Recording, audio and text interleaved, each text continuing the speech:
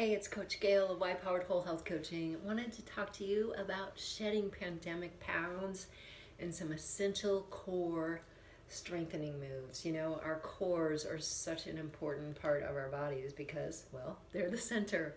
They tie into our posture and just help us get around every day. So it's really important to keep them strong and stable, especially as we age. So I wanted to share a couple of moves that you can do at home.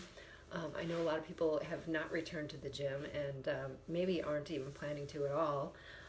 I know I'm doing all of my strengthening with women virtually.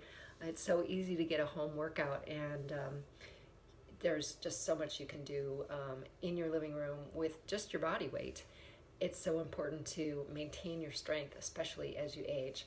We've got cardio, we have flexibility, we have balance and strength. So making sure we're staying in good balance with all those pillars of physical fitness. So also I wanted to share that if you're feeling the effects of the excess pounds that you might have added during the pandemic, you're not alone. And showing up for yourself and being more active and taming emotional eating, better managing stress, and working on your mindset, these are all important things. And I would love to have a conversation with you about that. And one possibility I just want to mention before we jump into the core moves is that I have a June Kickstarter weight loss and wellness improvement program for women that starts June 1st. And it's just $49. So if you'd like to be a part of that, reach out to me because there's still a couple spots left for it. So let's jump into this. Before any sort of fitness program, you want to make sure that you're warmed up. And if you have any limitations, you might want to check with your doctor to make sure that you're not going to have any potential injury before getting active.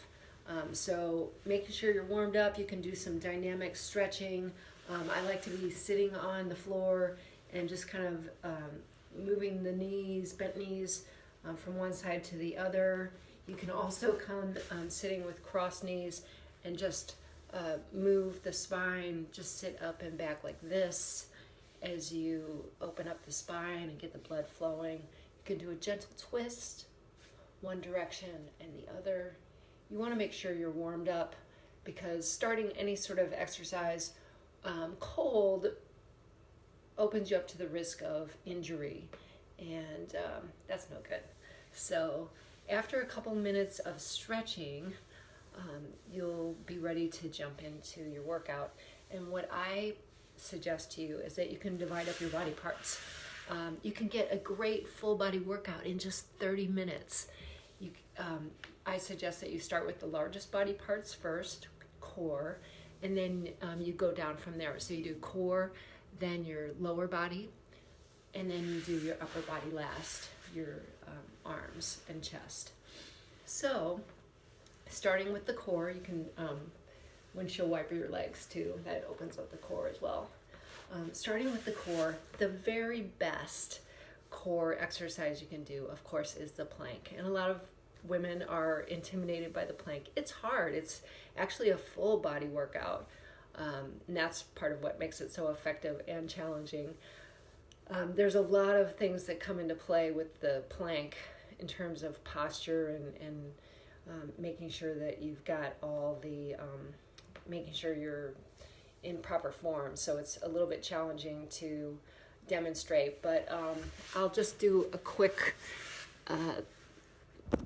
demonstration of it and try and give you a sense of what you need to do. It's a little bit challenging with the camera here, but whoops, as the camera flops over.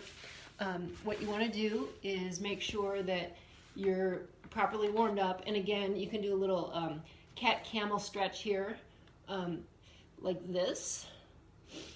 And with the plank, you want to make sure that you are in plank position, which means your body is straight like a board.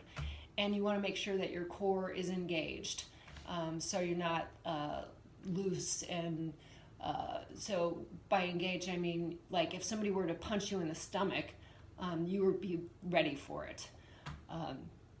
So your arms are straight, or if you have wrist issues, you can be down on your forearms like this. So we'll start like that, and we'll just come into plank position, and your head and neck are aligned with your body, and you're holding it like this.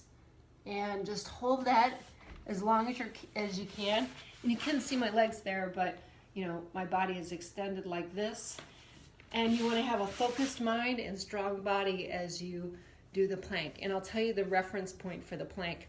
30 seconds on a hold is considered really the minimum for indicating a fairly decent minimum baseline for core strength.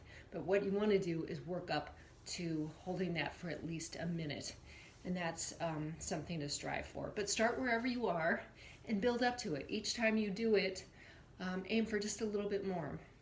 Keep showing up for yourself and working on building your core strength. So that is the most essential core strength building move that you can do. So I'll quickly throw in a couple of others that you can add to your core strength building arsenal. Another one is the wood chop, which I love. It works on the oblique muscles of the core, which are the ones on the side here, which give you the sort of hourglass shape to your abdominals. So you can use any sort of weight. If you're just starting out, you can use something really light, just a pound or two, and you can even use water bottles if you don't have dumbbells. But and sorry about this terrible camera angle, but it's what's going to work to show this to you.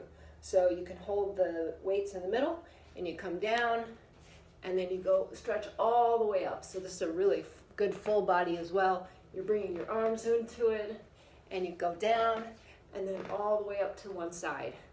And then coming down, you can do the other side as well, and it's like you're chopping wood.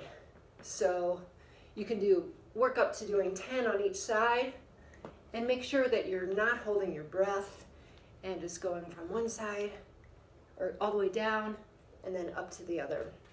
So great core strengthening move there called the wood chop. That's another essential move that I recommend for your core routine. And then to finish that one off, you can do what I call the forward fold. It's great to follow up that wood chop, and you can just hold the weights in the center and then just go all the way down to the ground and coming back up to center. And if you want to up it a little bit and add your arms, you can bring it all the way up, stretching. So adding a little bit of arm strengthening moves here too. Those are two really good ones, and I'll just throw in a couple more here. And you can go through these to make it add up to a 10-minute routine. And if it feels like too much for you to start, you can work up to it being 10 minutes. It doesn't have to be 10 minutes to begin with. Just start wherever you are. The most important thing is showing up for yourself. Sorry about this camera angle. Lots of imperfections here, but that's okay. Another one is what I call a crane. So you're sitting back, leaning back on your hands, and you can just lift up and kind of pivot on your sit bones. So you're engaging your core and just pivoting into 3 points, really engaging those lower abdominal muscles. So that's a fun one too. And then you can just go up and down as well, like that. So hopefully those are helpful for you. And of course, the last but not least, really nice static engagement one is you can finish off with a boat hold, where you're just holding your legs straight out, calves are parallel to the ground, and you're just holding there, and just holding, and engaging your core and strengthening it as you sit there.